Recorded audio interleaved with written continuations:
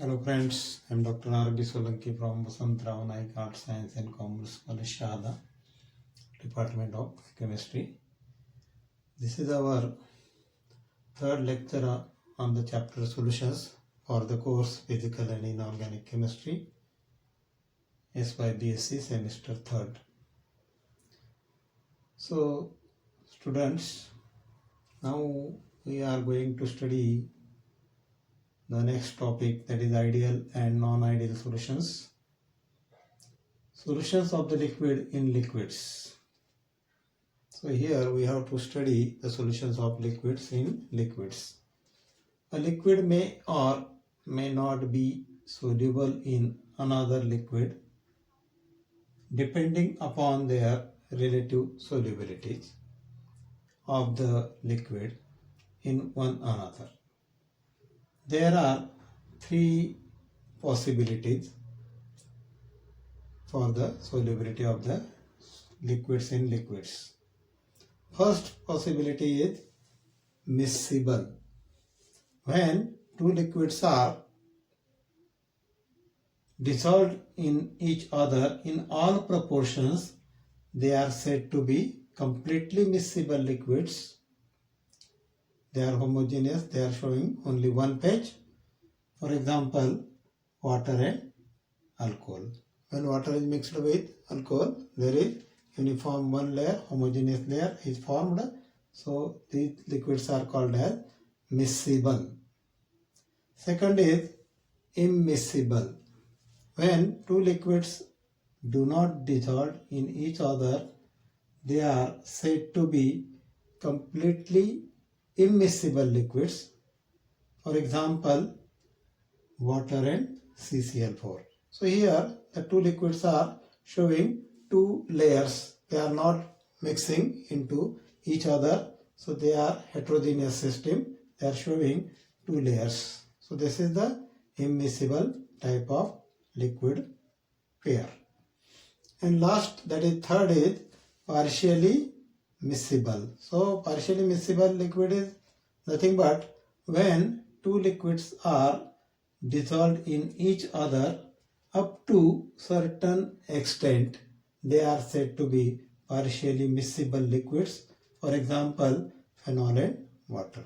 So these liquids are showing miscibility for some proportion. After that proportion, they are showing immiscible nature. Now, miscible liquids form three types of solutions, type 1, type 2, type 3, which can be ideal or non-ideal. So we have to study here ideal solutions and non-ideal solutions. Now, first is ideal solution. An ideal solution is one in which the molecules attract one another with equal force irrespective of their nature. In these solutions, solute-solvent interactions are same as solute-solute interaction and solvent-solvent interactions. So interactions are identical.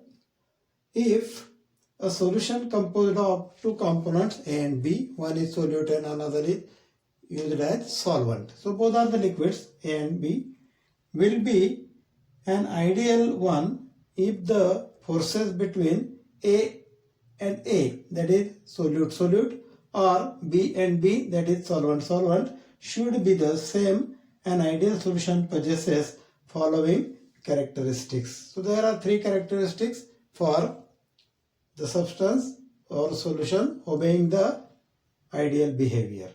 So first is volume of mixing should be zero. When both are solute and solvent, that is both liquids are mixed together, then delta V of mixing, that is V of solute plus V of solvent, that is equal to V solution, that is equal to 0. This gives the first characteristics. Second is heat of change of mixing should be 0, that is delta Hm is equal to 0, that is heat neither absorbed nor evolved by the solution. And last, that is most important, is third, ideal solutions must obey Raoult's law at all the concentrations. So these are the three characteristics. First is delta V for mixing is equal to 0. Second is delta Hm for mixing is equal to 0. And third is the solution must obey ideal behavior. So in this way, we can explain the ideal solution. Friends, we have discussed about the ideal behavior of the mixture or nature. There are following binary mixtures are showing ideal behavior. These are the examples. First is benzene, toluene. Second is N-hexane, NF10. And third is CCl4 and SiCl4. That is carbon tetrachloride and silicon tetrachloride. So these are the pairs of liquids showing ideal behavior for the solution. Now vapor pressure of ideal solution. So now we have to describe about the vapor pressure of ideal solution. Now consider a solution of Na mole fractions of liquid A and Nb mole fractions of liquid B. Na and Nb are the mole fractions of liquid A and B respectively, which ideal solution has showing. Pa and Pb are the partial pressures of A and B respectively. Pa0 and Pb0 are the vapor pressures of A and B respectively. These are the Pa0 and Pb0 are the vapor pressures of pure component, or A and B are in pure state. Separately they are present. Thus, according to Raoult's law, we have the relation Pa is equal to Na into Pa0, call it equation number 1, and Pb is equal to Nb into Pb0, call it equation number 2. The total vapor pressure P is equal to Pa plus Pb. So total vapor pressure is nothing but it is the sum of partial vapor pressure of the both component A and B, that is Pa plus Pb. So from equations 1 and 2 we have P is equal to Pa plus Pb is equal to Na into Pa0 plus Nb into Pb0, equation number 3. Since we know that the sum of mole fractions is unity, that is Na plus Nb is equal to 1. Therefore, Na is equal to 1 minus Nb. This value of Na putting in equation number 3, and we get P is equal to 1 minus Nb is equal to P into Pa0 plus Nb into Pb0. Therefore, by simplifying, we get P is equal to Nb into Pb0 minus Pa0 into 1 bracket and plus Pa0, call it equation number 5. This equation represents equation of straight line. When Pa and Pb are and P are the plotted against the mole fraction of the either of the component of the solution, say Nb at a given temperature, and the plot obtained is as shown in figure.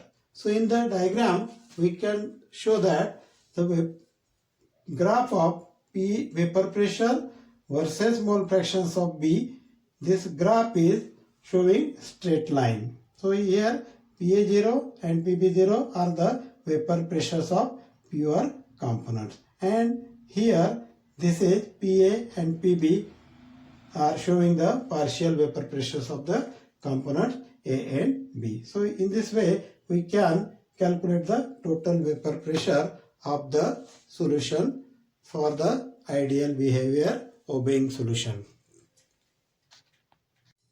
So after studying the ideal behavior, now we have to study non-ideal solutions or the limitations of Raoult's law. Because we have already studied that the solution which obeys ideal nature or behavior which must obey Raoult's law. Now here non-ideal solutions. These type of solutions showing solute-solute interactions are different from solute-solute and solvent-solvent interactions. If a solution composed of two components A and B will be in non-ideal, one if forces between A and A or B and B should not be the same, as a non-ideal solutions.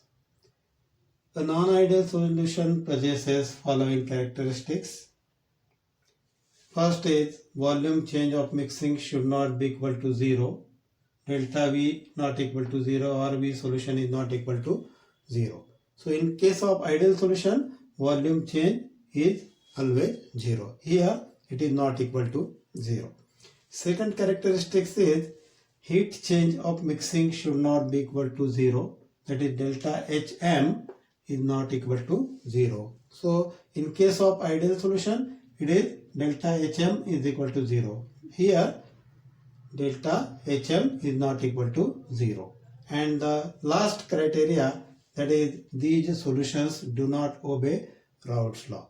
Ideal solutions obey Raoult's law and non-ideal solutions do not obey the Raoult's law. So in this way we can differentiate both the ideal and non-ideal solutions.